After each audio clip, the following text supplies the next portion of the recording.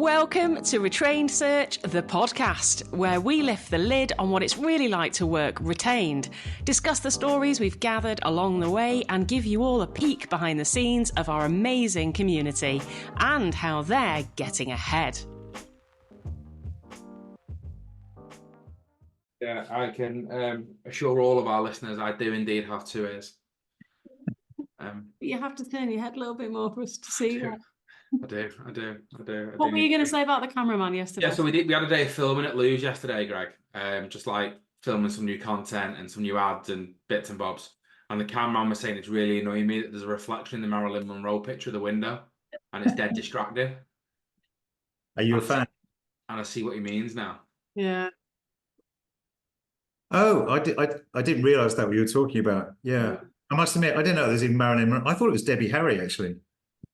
Just a bit like Debbie Harry. A bit like her. Is actually Marilyn. And when the sun shines, you really can't see her because all you can see is the hedge. And your ring light. Doors and my ring light. There's a lot of criticism on this call already. I can feel it. What are you saying? A lot of criticism, a lot of feedback already. No, yeah, he's got one here, and I've got reflections. What have you got, Greg? What, criticising myself, or do you want me to have a go? Well, everyone really. I mean, it looks like everyone's playing a game. Well, my wife tells me I've put on a lot of weight lately, and I can't honestly say that's not true. So there you go. I thought I'd just give you that. I thought that Mediterranean diet was meant to help. I thought you were going to say, I thought so too then. And I thought that's quite punchy. I wouldn't say that to your face, Greg. Just wait for a podcast. No, it doesn't help. It doesn't help because the problem working from home is you just snack, don't you? I heard someone say that, did I get sunburn from the fridge light? Which I thought reasonable assessment. And do you know what? We're all very fond of Mallorca, as we know. Mallorca, I think, has great snacks. Well, now you're going to shout at me. Is it Magdalena? It's not like the little tiny cakes. Oh, so good. Yeah, I've had a couple. Yeah. I just can't. You just can't make a brew without having one of them with it.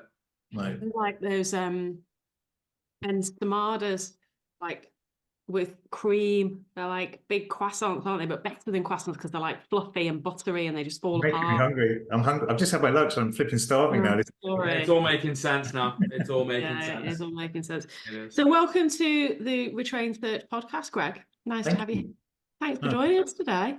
It's a pleasure. I appreciate being asked. You're my maiden podcast. I've never done this before. Oh, well, we're popping his podcast, Jerry. In his podcast, Jerry. Thank you. Oh, we're excited. Well, I'm not sure whether it will be comparable to any other podcast. Hopefully, it'll be the first and best podcast that you've ever been on. Yeah. We have a very relaxed format.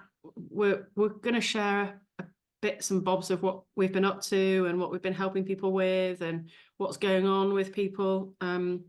And we're going to find out a bit about things like that from you too, what you've been helping people with and what you've got going on. And our audience can find out a bit more about you and what you do and why we've brought you in to share you with them all, because you're great and what you do is great.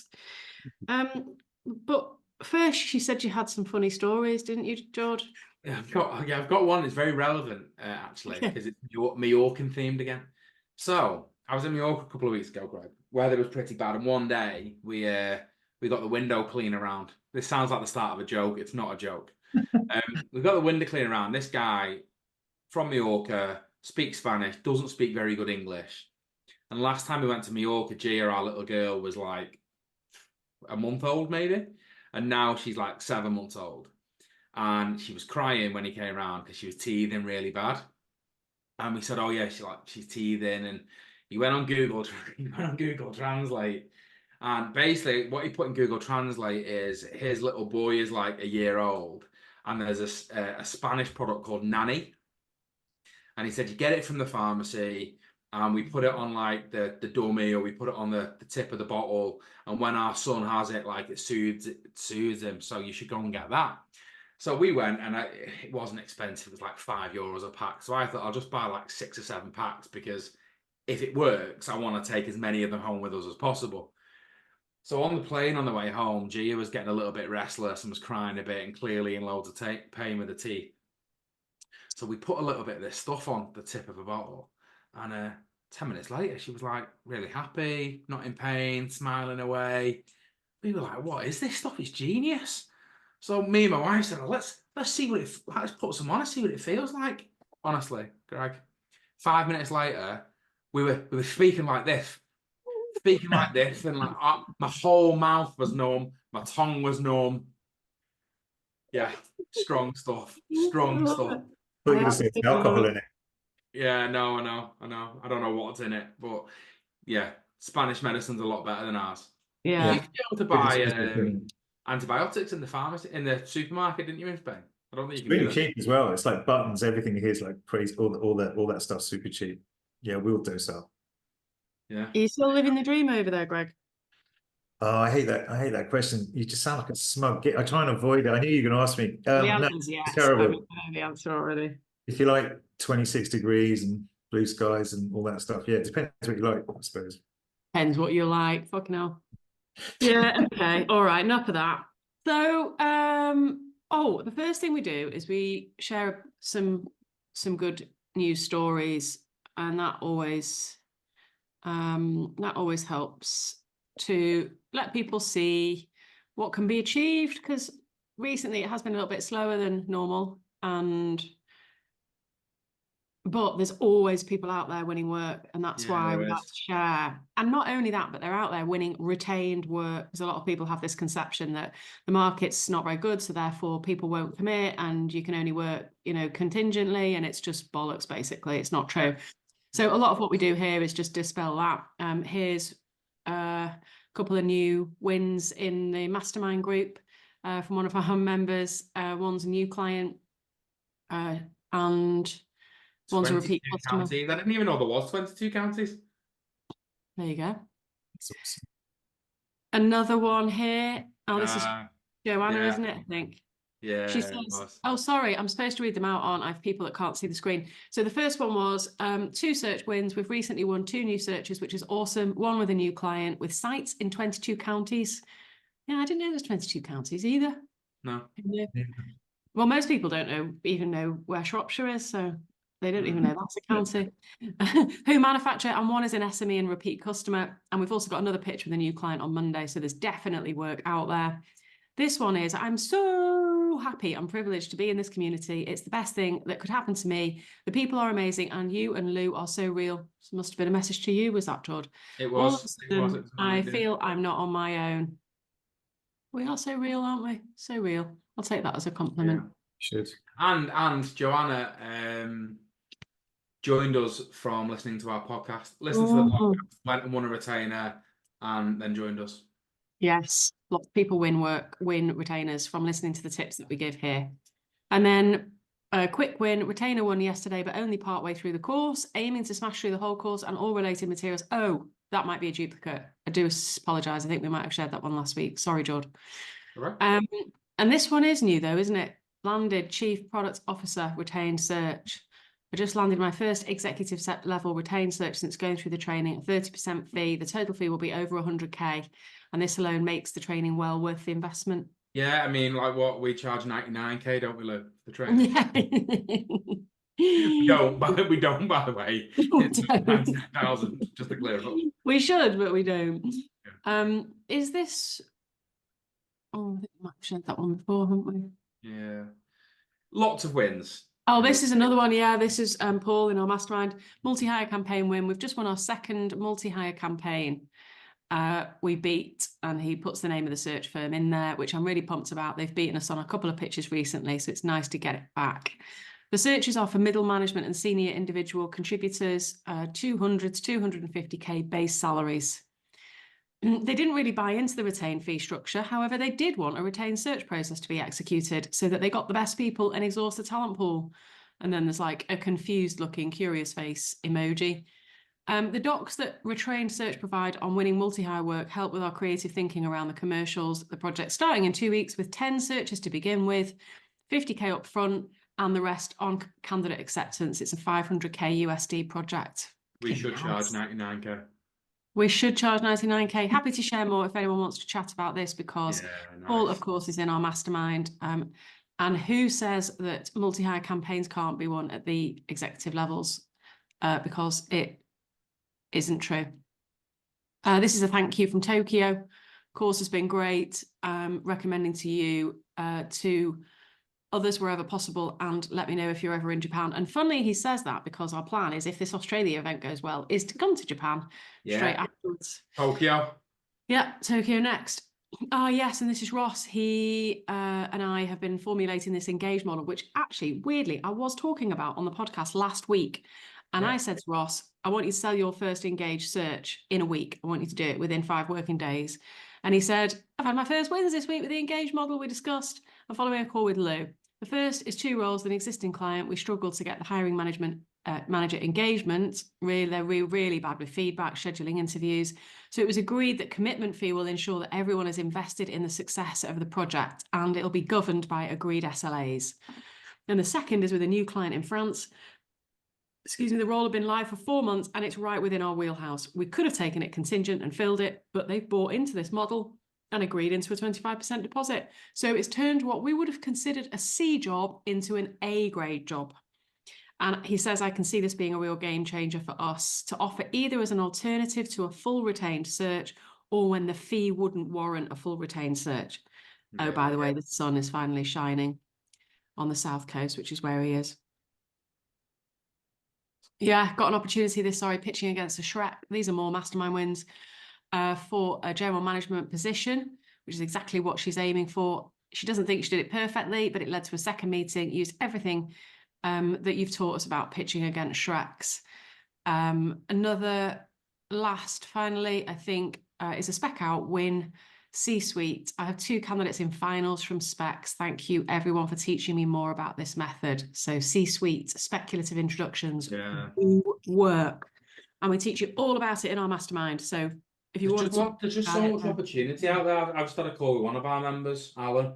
And he said, makes me laugh when they just drop it in conversation though it's normal. He said, yeah, he probably only joined us about 2 months ago. He started with us. He said, yeah, I've just come off a pitch. So, all right, how did that go? I was like, yeah, I won it. I was like, that sounds really positive.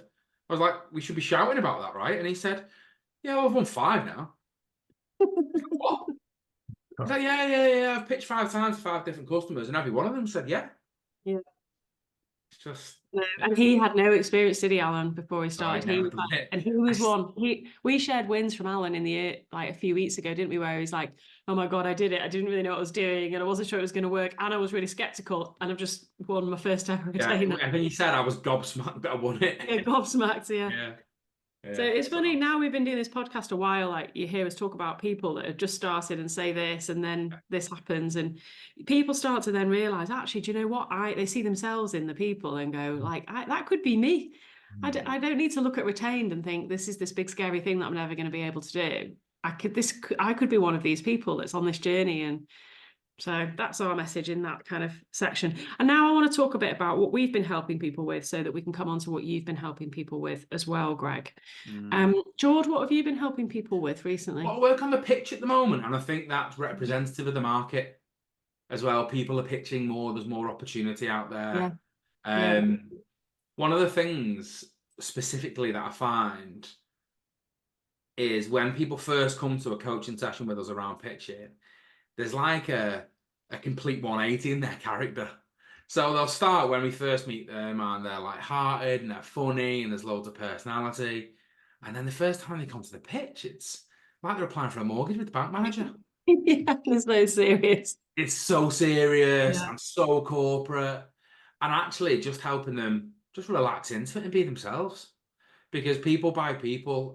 One of our members, for example, told me a great story about they started their business because they'd managed to get themselves in a load of debt.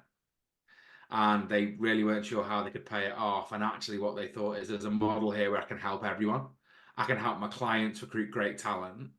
I can help candidates find amazing opportunities, and I can help my family get out of this situation we find ourselves in. And that was 14 years ago. And he's managed to achieve all of those things. And I was like, that's what you should be saying. That's the story. Yeah. I hear that and think, I want to work with this guy. Yeah. So nice. Yeah, I agree. And I was really pleasantly surprised yesterday when we were all together, not pleasantly surprised because we had a good day. We always have a good day when we're all together. But I ended up jumping onto the foundation course, collab call, because George was still filming because, he has to do like 16 takes to get everything right. Because I've got one on the You've first got day. one here. Couple You've of got one days. here? Oh no, there you go. Turn the other way. That's all I have to keep turning around. It should be motivation for people listening to the audio to, like, one of these days actually watch the video and so you can see for yourself whether Jordan's got one ear or not. Anyway, I jumped on this collab call and every question, there was like 5 questions back to back from different people, and all of them were about project delivery. Now, I can't remember the last time I was on a collab call and every question was out about delivery. In fact, I can't remember a time when every question wasn't about business development. So for me, like, suddenly, I've been hearing for the last, I don't know, few weeks, maybe a month or so, that things are changing and there's green shoots and there's more activity in the market. And suddenly I'm seeing the evidence. There's people actually in, like, the coaching call I've just come off. She's in the middle of delivering 5 searches. For the last, I don't know, 6 months that I've been working with her, it's all been about BD, winning meetings, winning projects. And so not only is that overwhelmingly nice, but then it takes us into a whole other realm of challenges, opportunities, shall we say, which is, as you and I both know, Jordan, and Greg, you know extremely well, that winning it is the easy part, actually, and it's delivering it that the challenges come in. But delivery is the key to the future success of everything that you do and getting the execution right. And lots and lots of the questions yesterday were around, how do you, in fact, 2 of them were, how do you put parameters on a search to be able to have a talent pool that's manageable, where there are no obvious limits, where the client is saying, well, anywhere in the US and any experience, and they could be in, what did we say the other week, like Manchester or Mongolia? Yeah, or Mongolia, yeah. And then they think they're being helpful by doing that, but actually that makes life virtually impossible. And of course, as a search consultant, you can't possibly search through thousands and thousands and thousands of people. And we were explaining how to put parameters on a search. So this is a subject that's close to your heart. I can see you moving in your seat already, Greg, getting ready. It's just the way I said earlier. So I remember one of the questions that you asked me really early on. We've known each other for a little while now, haven't we? I don't know how long is it? A couple of years, maybe longer than that? 3 years, just over 3 years. Yeah. 3 years.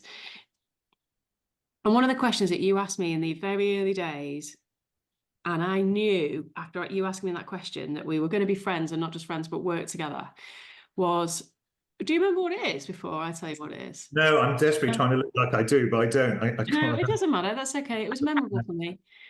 You said, do you believe that research is exhaustive? And I do. I absolutely do. And I remember that because when somebody who's tackling a search in the way that a search consultant does, you have to be certain that you know the answer to that question and know how to put parameters on a search to make sure that it is exhaustive, because otherwise, how can you say you've executed a project? And this is like a topic that you only start to really get into the weeds of once you start getting into retained and delivering projects on a regular basis. So with that, like, as a very vague introduction, Greg, please tell us who you are, where you're from, and what you do, and then we can start unpicking some of the pieces of project delivery. Sure. No, of course I will. But just before I do, can I just tell you why I asked that question? There's a why behind that, and that was, without turning the conversation back to Ally, we wanted to build a business that was a premium service. You know the old adage, you're only successful if you're the best or the cheapest. It's in between is where all the graveyards are. So for me, having come from a kind of an investment banking data research perspective, with all the kind of, in quotes, confidence for that, and then wandering into this, what I thought was an easy world, and it turns out it's not. I needed to know that was a yes, because that was the promise that I had in my previous life. So, but yeah, no, I do remember asking that, and I remember thinking, thank goodness, because I only wanted to bring a business and a service that that promised that. I didn't want to do the in between or the bottom. I didn't want to do the warm up. I wanted to do up there. So I just thought I'd give you the why. Oh, I like that. That's very good. There you go. So tell us, where have you come from and what do you do and how do you help people like us? Yeah, sure. So I spent 30 something years in the financial data space, which basically, God, it sounds so boring when you say it out loud, but it was a really fun, great industry full of wonderful people. But what that meant was all my clients were investment banks and corporate lawyers. So there was a whole industry called the online industry, as it was then, that's wrapped around providing the most timely, the most comprehensive, the most accurate data, because you were essentially servicing multi-billion-dollar deals. So I was in the mergers and acquisition and the capital market space. So we were a classic niche provider, you know, that kind of 1 inch wide, but 1 mile deep. So we did one thing. It was a very small section of data, but we just lived it. It was all about the quality of the work. So when I do my pitch, I always say it's not glamorous, but it's the missing bit of business, which is process, systems. It's rigor, it's attention to detail, it's care. And it's not glamorous, is it? It's not glamorous, but if you miss it, you're cooked, you're done. So this is when I describe Ally. It's basically a big part of our culture is all that boring bit of business, but just miss it at your peril. You know, and that's one of the things why I love Retrained is when I sell you to my clients, the ones that aren't using you, I talk about your rigor and your process and your, you know, you've weaponized, that's the language I use, the whole process. So if I'm talking about Ally, that's a massive part of us.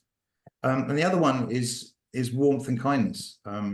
57 years old, used to work in a really gnarly industry. This was my late life experiment in high levels of professional rigor and not being a knob, to be honest with you, just being a half decent human. And they're not mutually exclusive. You can be a warm, caring, thoughtful human being and deliver really good work. And I don't know why that isn't the case, because, well, that's another whole probably podcast. We can get into the psychology. My wife's a therapist, so she should probably be on this call. So that's kind of the who, if I talk about the who of Ally. And the rest of it is pretty obvious, really. I mean, you can overcomplicate the answer. We say really busy recruiters, tons of time. You know, the enemy of the job, if you like, is the time drain. But the promise is really high quality. And that's an overused term these days. I know that, but that's the reason why I started Ally as well, as half my friends are in search. So I've watched all you guys. You're always the last one to the party. You're always the one in the corner of the restaurant holding a glass of red wine, talking to a candidate. So I remember throwing bread rolls at friends of mine saying, come and sit down. Yeah. And when I had my later life experiment, as I call this, I looked into it, and so much of the time was taken hitting keystrokes in LinkedIn. So, and it just seemed to me most recruiters didn't go into the business so they could do that if they're people. So we just looked at the 3 or 4 things that took very talented people away from that subject, but deliver them at a really high level of quality using all those processes and professional rigor that we had, keeping M&A bankers in Singapore happy and lawyers in Frankfurt, etc. Sorry, long answer to a short question. Sorry. No, I love it. It's just making me think of where I want to go, you know, with my kind of questioning with you next. Like I know, listening to that, as a recruiter, I would be interested to find out, like, what as a professional research firm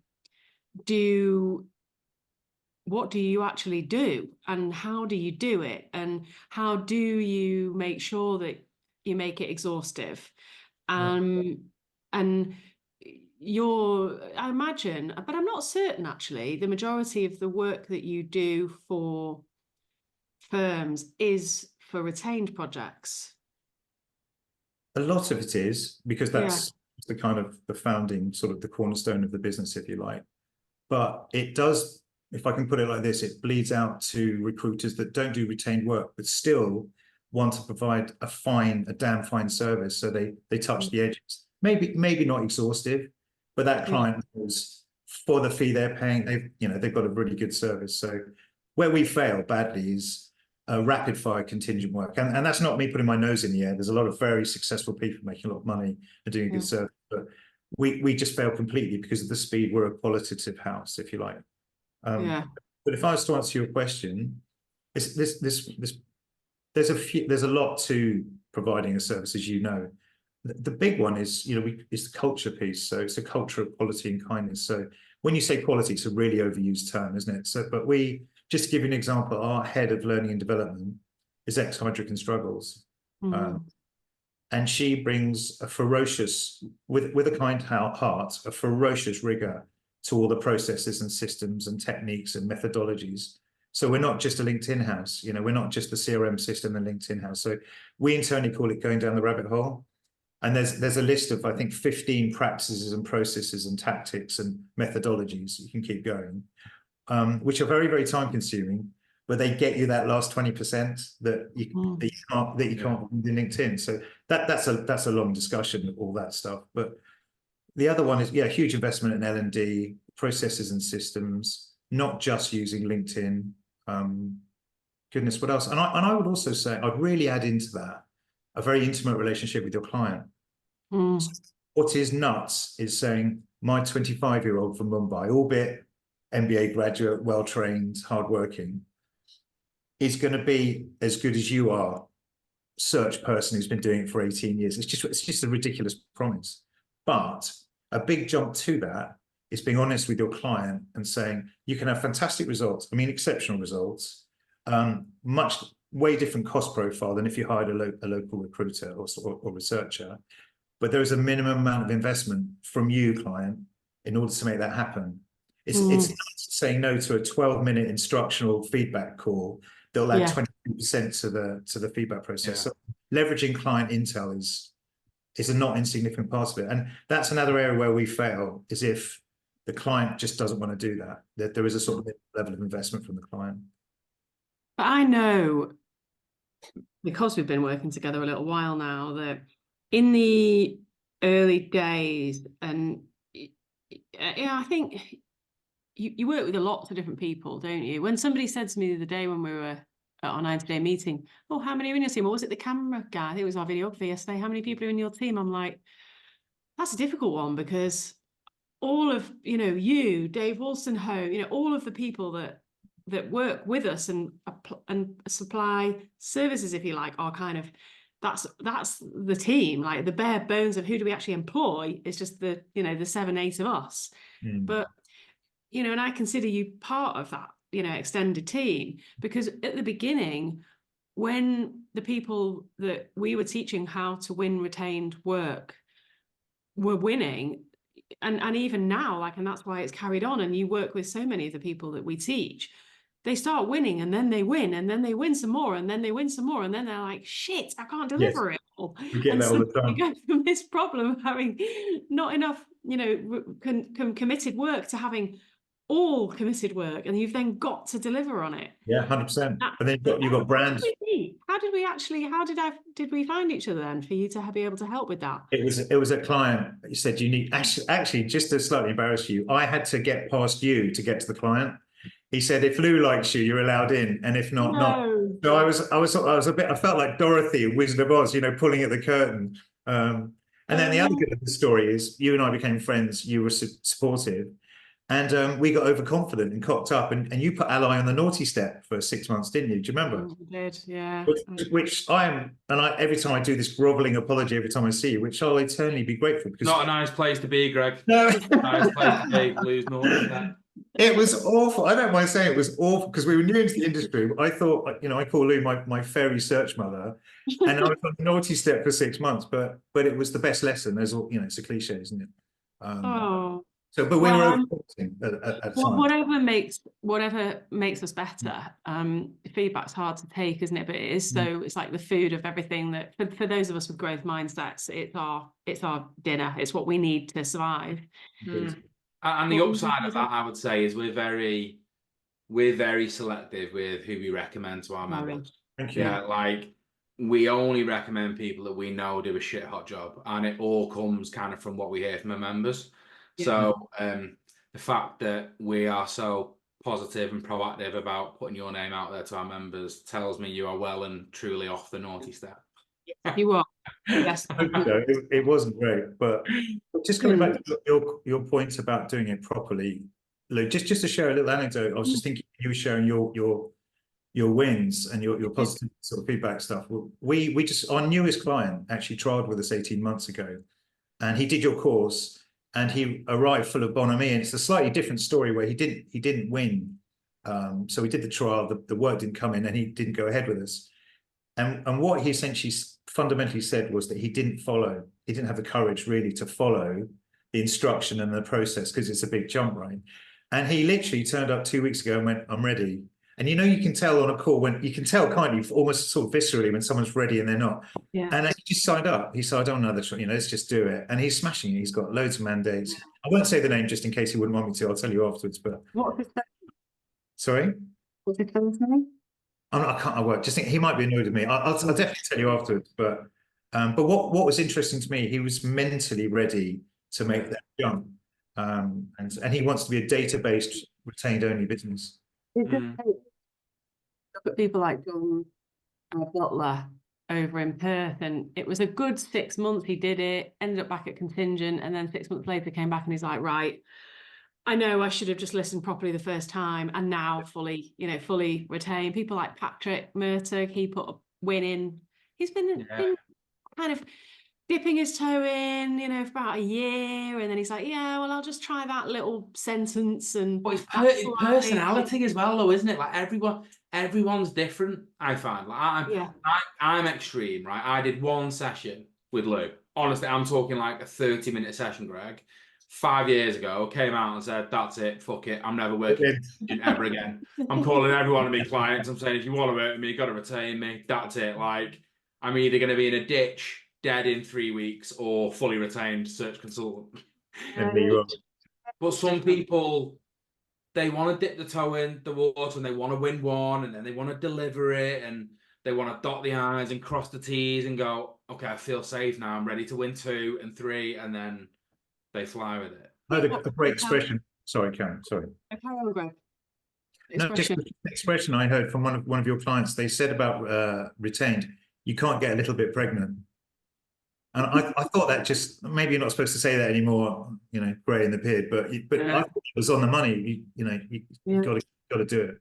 Yeah, it's so true. It is so true. I think what really helps when people do start to venture into the stage where they nearly win it is that saying, like, I've got it printed on my wall, what people being afraid of failure. But in this case, sometimes they are actually afraid of success. Like, they kind of want to win it, but do I want to win it? Because am I going to be able to deliver it? There's always that fear.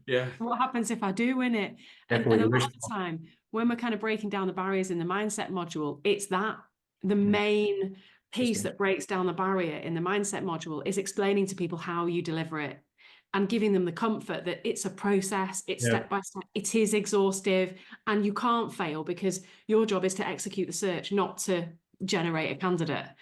And just by doing that, they feel more confident to win it. So the two things are inextricably interlinked, which is why having someone like you around for us, for our members, to be able to give them the comfort that there is somebody with you that's experienced, that has got a head of L&D that's come from Heidrick and Struggles, that executes the research for search projects day in and day out, here to support you if you get overwhelmed, is huge. And I know how many people in our mastermind depend on you, and that your team is crucial to them.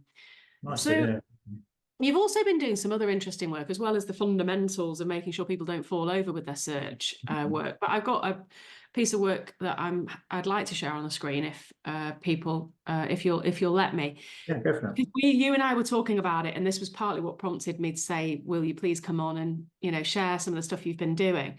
So will you tell us what you've been doing, some other work to share data that's been helping with people's sales as well as the delivery? That's right, isn't it? Yeah, absolutely. I mean, just to be kind of upfront about this, what everyone's about to see is kind of work in progress. We're kind of at beta testing stage, but that's obviously based on some almost too positive feedback at the early stages. But can I just share the genesis of this was how god awful last year was. Like, so we're 3 years old. We 21, 22. Oh, this is just what it's like. This is easy. It's just. And apparently it's not. Apparently it's not like that every year. So 2023, what we realized is there was a gap in our kind of services portfolio, a counter-cyclical kind of value proposition, if you like. So candidate research, CRM management, brilliant. Our BD services, all right, it's pretty good. I'm not proud of it, but I'm not super proud of it. It does the job, but there's probably not a lot to differentiate it against what everyone else does. And it's 1/3 of our kind of value proposition. So I used to be in a data sort of perspective, and I just started chatting to some of the more progressive search firms, not big necessarily, but just you know the sort of people that just want to see if they can get an edge, differentiation, whatever you want to describe it. And then actually it popped out from a Danish listed company. A friend of mine is the head of people there, and he said, I go to the board once a quarter and I say the $3 million investment that I make every year is worthwhile, and they say prove it. And he said, I've got nothing to prove that. So we generated a report and there's only one commercially going out. The long and the short of all of this is what we realize is if you're a recruiter and you've got a good network, you're a great guy, good relationship builder, you're good at execution, and you've got a kind of good pedigree, there's not a lot to separate you from all the other ones with that same sort of pedigree. This is what I've been told by the sort of clients I can have this conversation with. So what they want to go in, and they said they want to have different conversations with their clients than they want before. So we've built a prototype, which you're about to share, that allows you to walk into a head of people or head of HR or even more senior and factually tell them things about the business they didn't know themselves. So if you've got Workday, you can run a lot of the stuff you're about to see, but what you can't do easily and cost effectively is benchmark what we call allied talent analytics against your competition. So I don't want to steal your thunder. Do you want me to get into some of the detail now? Yeah. Well, it's so, for example, I'll give you two anecdotes, which are the only two I've got because they're the two that I'm really working closely with. We're about to roll it out to 6. One of them basically had a series of meetings in London with their fund manager clients, and they said it's like wearing a suit of armor. As a direct result of this report, they were introduced to the D&I team, and they're helping them solve the problem that they pointed out, which was essentially weren't retaining women of color. Is it color or black women? I should know the answer to that, being the industry I'm in, but I don't know. It depends who you talk to. If you talk to people in America or the UK, but as a direct result of that, and he said, I could just tell I was being taken more seriously as a result of that conversation, because we had produced for him a deep dive talent analytics benchmark against this particular client's competitors. The other example was as a US technology recruiter, and as a direct result of the report they produced about what they call the brain drain, they've got a meeting with the president of the company, and they've been working with that company for 4.5 years, only met the head of people, and it's just transcended their relationship. So listen, in product development, they say the first swallow doesn't make a summer. So I can't overpromise this, but I've been doing product development for 30 years, and I just know we've got something. So the next step for us is we're shrinking this report down to a BD-oriented kind of report where recruiters can ask their ally analyst, do me a BD report for this company and these two competitors, and go and have a meeting that they've never had before with either an existing customer or a new business customer. Trusted advisor, advisory type.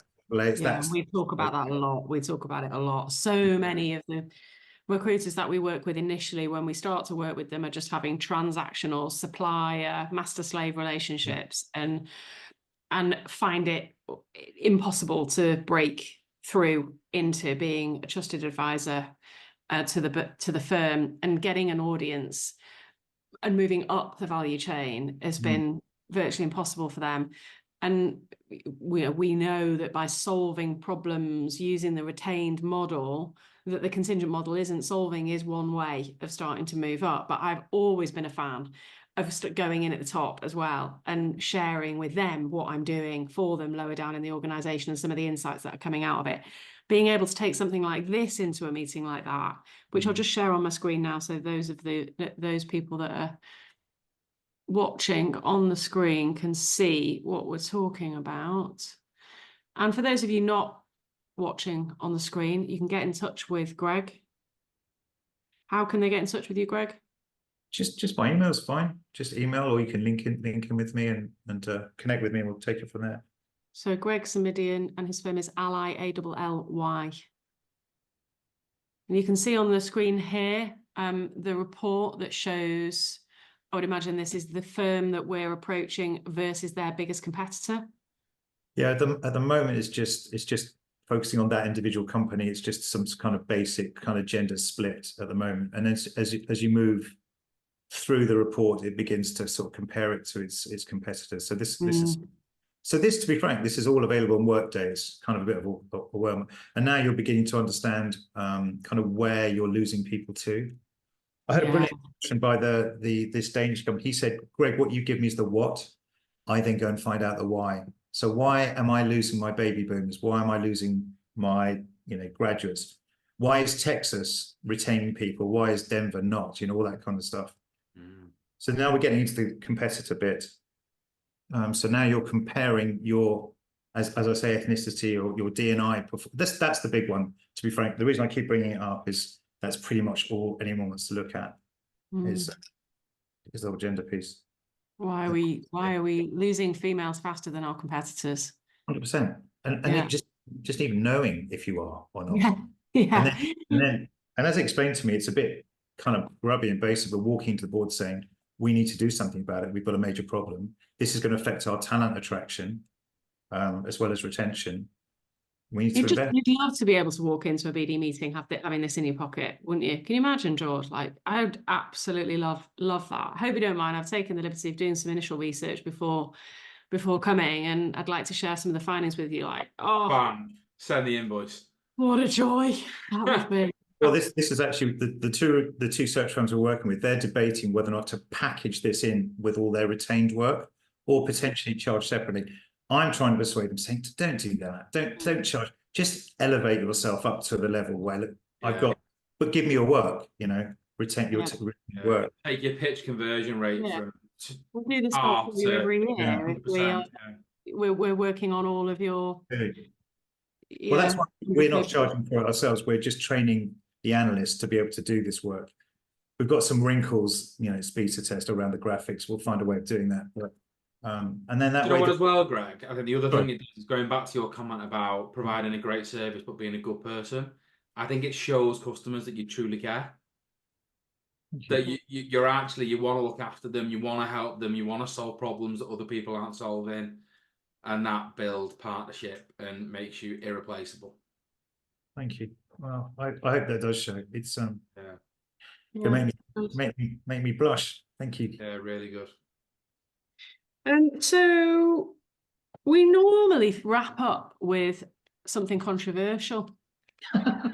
Yeah, I know, and it can be something that we've seen on LinkedIn that we don't agree with, or we don't believe, or is a myth. Maybe there's something about research or what you do that people think that isn't true. Are there any kind of common misconceptions that you find, or biggest mistakes that people make in project execution? I think, well, it's back to, if I'm honest, what I said earlier is I just got to be careful because I'm potentially going to be critiquing my customer base and potential customer base here. But what amazes me when we say, look, that we do this free, completely no commitment, free 3-week trial.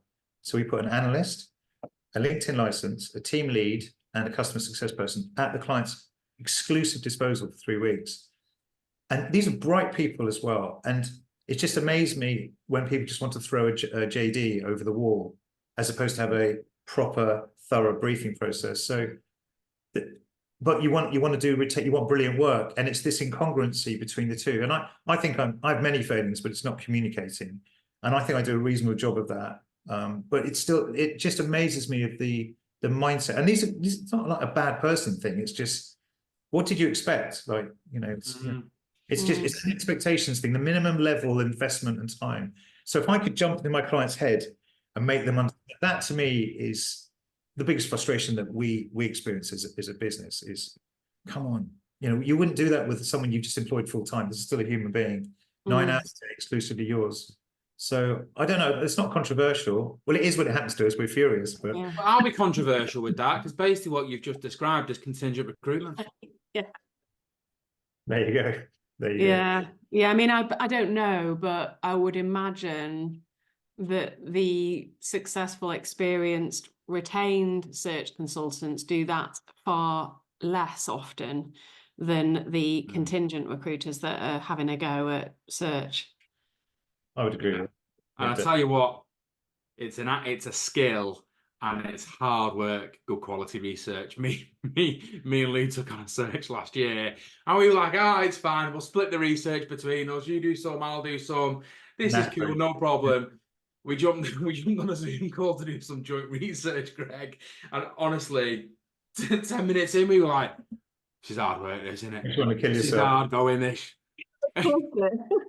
We just had a new director of business development join the company literally 3 weeks ago. He's an ex-search, great guy. He's actually a friend of mine as well, and he thinks we do an absolutely god awful job of sharing with our clients what we do at a molecular level. So when 25 profiles turn up that day, which are absolutely on the money, they're like, "What? Only 25?" But it's a bit like the iceberg model, isn't it? It's like 90%. And I've always wondered. I was the annoying client for 30 years, changing the brief, dropping it. I never ever had a search exec say to me, "Do you have any idea, Simidian, how much work went into this in the last 10 days before you just dropped it like it was a bad smell?" And I just wonder, here's a question rather than a statement. I just wonder if all the end-to-end clients out there really understand the amount of effort and time and care and thought and money ultimately that goes in to this research piece and all the other stuff that does before they just drop it. And I don't know, maybe that's another topic for you. Well, yeah, I mean, it's a big part of what I learn works best in search delivery, and is controversial because traditionally classical search firms don't do it, which is to be completely transparent with their research. So all of the search consultants that I've worked with that have been traditionally or classically trained will take a brief, will produce a report every week with some numbers, fancy numbers on D&I and qualified candidates and a couple of either made up or sample profiles. And then at the end of it, come up with a slate of candidates that they believe should be on the shortlist. And that's it. And I have been bitten by that lots of times and ultimately ended up with a process that I felt happy with, which was completely transparent. And every week I actually shared all of it, all of the people I'd reached out to, all the people that had said no, even if they didn't want to see it, I'd force them to look at it every single week. And that's exactly what we did with the project that we did last time. And it's the same process that I taught Jordan. It's the same process that I teach now. And we both teach in the program because most clients don't realize what you do unless you put that stuff under their bloody noses and say, "We've identified 350 people that could be a possible match for this. We've approached all 350 of them. 200 of them have said they are not interested. And here are all the reasons why they've said they're not interested. This one said it's because of location. This one said it because of..." And then when you eventually get to the slate of candidates that you believe, are suitable for the long list, they're like, "Thank God. Okay, great. Can we move forward with these?" Instead of going, "Is that all?" Yeah. Comfort and respect as well. Just total that. So but that right there, right? That is the reason your clients shouldn't just throw a JD over the wall and say, "Get to work." We don't let them. Clients of search firms need to be on steering calls because actually sharing that experience, I never went through what Lou went through because Lou made that mistake, learned from it, and taught me the right way, so I didn't have to make that mistake. Get it? And that shared experience, we're better off if we take that on board, I think. Everybody does. Some people will learn from other people's experience, and some people, despite being told, it's like, don't do anything. Some people will still do it, even us. But then they'll just learn further down the line and they'll come onto a collab call and say, "My client's not happy with the shortlist." And then you've got to kind of unpick it and go back. Yeah. Or did you share all of it? No, we didn't really have steering calls. It's like, okay, well, that's all right. We'll go back then. Sometimes it's best to trust the experience. We'll end this podcast on one last story for you. I had been in a relationship with my now wife for 6 months. My father-in-law owns motorhome dealerships, and one of them is in the Lake District in the UK. Dealership, petrol station right next door, tiny little gap between them. I was helping him out in the summer, and he said, "Jordan, can you take this motorhome and go and put some fuel in it?" No problem. He said, "But as you go through the gap, don't go in the first row of pumps because the turning circle's not wide enough, you'll never do it. I said, I'll show him. Turning circle's not wide enough. Drove the motorhome into the corner of the petrol station. It had to stay there for 3 weeks because if we removed it, the whole petrol station would have fallen down. Oh my God. I feel Just sick. take the experience. Yes. Just don't think you know better. The moral of the You story. did do it again. You did do that again, did you? I didn't do it again, You did and do it again. now we're 12 years on and married, so he let me off his naughty step after a few. Here's to that. Oh, very good. Well, we could sit and chat all day about research and project execution, all the stuff that comes with it. And I'm sure there's loads of other stuff we could talk about too. So we'd love to have you back at some point, Greg. But in the meantime, thank you very much for taking the time to join us Thanks, today. Greg. Not at all. Thank you. I feel so welcome. Appreciate it. Thank you very much. Pleasure. Goodbye, everyone. We'll see you. Bye, in the everyone. next episode. Bye-bye. Well, that's another episode of Retrain Search, the podcast in the bag. Thanks for listening to our wild tales, LinkedIn controversies, and our top tips on how to sell and deliver retained search. Get involved in our next episode. Send in your questions and share your experiences with us by emailing podcast@retrainedsearch.com. And don't be shy. Connect with us on LinkedIn and come and say hi. We don't bite. Unless you're a Shrek firm, that is. We want to say a special thank you to our retrained members for sharing what's working for them right now and innovating new ways to grow and evolve. It's an incredible community. If you're wondering what exactly we mean when we mention our communities, well, we have 2 separate programs. Our Search Foundations program is for recruiters who want to learn how to sell and deliver retained search solutions consistently. And we have our Search Mastery program. That's for business leaders or owners already at 50% retained or more and looking to scale and grow and structure their search firm.